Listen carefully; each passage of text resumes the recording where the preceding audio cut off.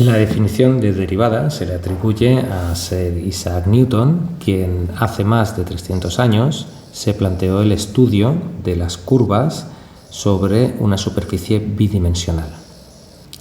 El centro, el eje de la teoría que desarrolló Newton es que cualquier curva en un intervalo suficientemente estrecho, suficientemente próximos, entre dos puntos suficientemente próximos entre ellos, se comporta como una recta.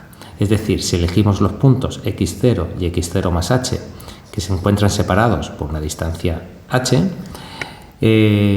podemos pensar que la curva f de x en este punto sigue la recta marcada de esta manera como recta R. La recta R tiene un punto, toca la función f de x en un punto que es x0 f de x0.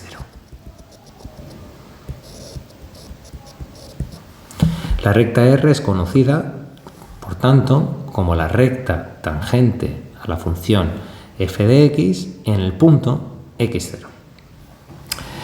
Para encontrar la ecuación de la recta tangente R necesitamos conocer dos puntos de esta recta.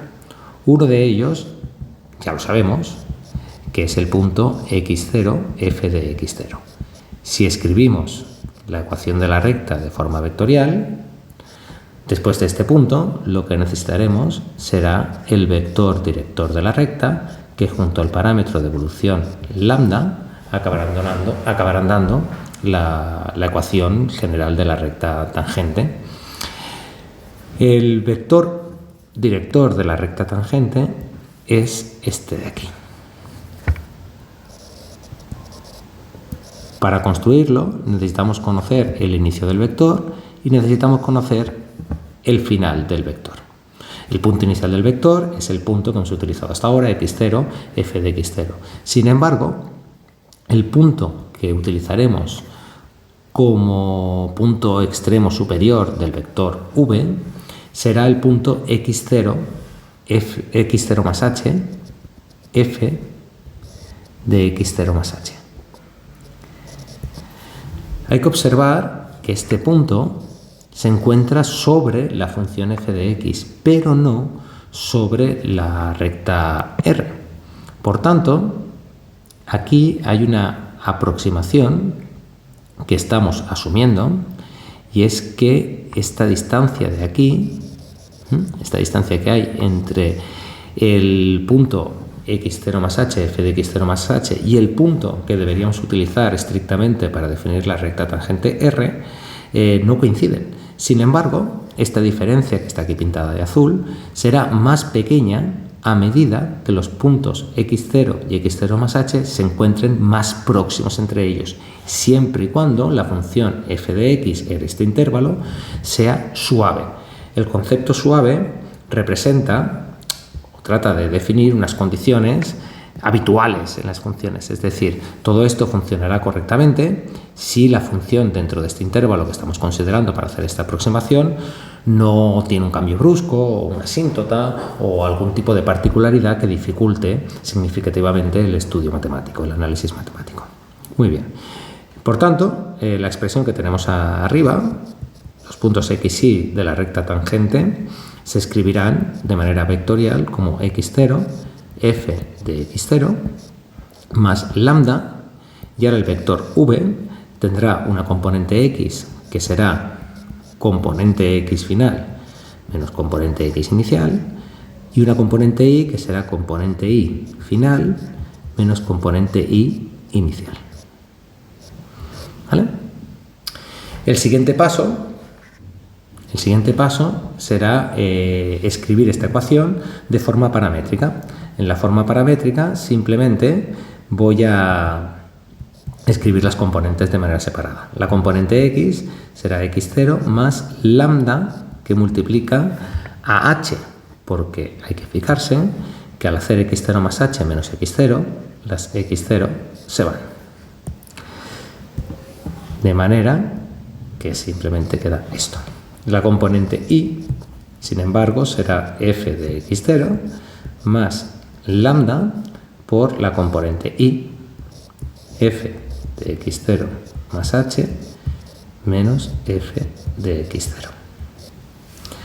El siguiente paso sería encontrar la forma continua de la recta. En la forma continua, la forma continua la encontraremos despejando lambda en la componente x y en la componente y después pues igualando. Queda lo siguiente. Queda esto. Pero la forma continua de la recta únicamente es la antesala de la forma explícita de la recta, que es la que realmente nos interesa. La forma explícita de la recta se consigue despejando y. Y es igual a f de x0 más h menos f de x0 partido h, que multiplica a x menos x0 más f de x0. ¿Vale? Simplemente estoy aislando, despejando esta y de aquí. ¿Vale? Esta y, este término, todo este denominador pasa aquí multiplicando y este f de x0 pasa aquí sumando. ¿Vale? Y queda esta forma de aquí. Muy bien.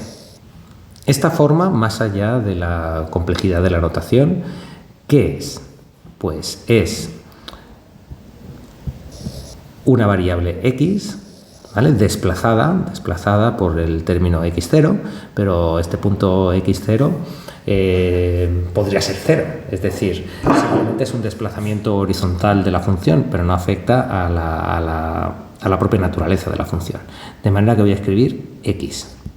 Y toda esta parte de aquí, f de x0 más h menos f de x0 más h, son tres números, de manera que todo esto es una constante real, es un término a. Y f de x0 es la imagen del punto x0, de manera que también es una constante real. A y b son números. Así que lo que tenemos arriba no es otra cosa que la ecuación de una recta, donde el coeficiente a representa la pendiente de la recta. De manera que podemos decir que la pendiente de la recta tangente es f de x0 más h menos f de x0 partido h. Pero recordemos que el punto x0 más h no se encontraba estrictamente sobre la recta tangente, aunque podíamos aproximarlo tanto como quisiéramos a la recta tangente, siempre y cuando h fuera suficientemente pequeño. Para conseguir la mejor aproximación posible, tendremos que considerar el valor de h menor posible sin llegar a ser 0, porque si dividimos entre 0, este cociente se volvería divergente.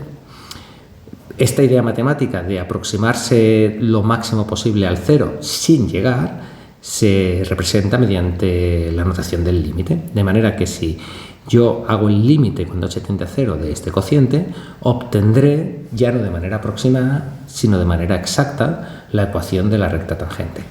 Así pues, la recta tangente, si a todo esto lo expresamos de una manera más compacta como f' de x0, es decir, derivada de la función f en el punto x0, la ecuación de la recta tangente sería f' de x0 por x menos x0 más f de x0. Así pues, la derivada se define como el valor de la pendiente de la recta tangente de la función f en un punto x0 determinado.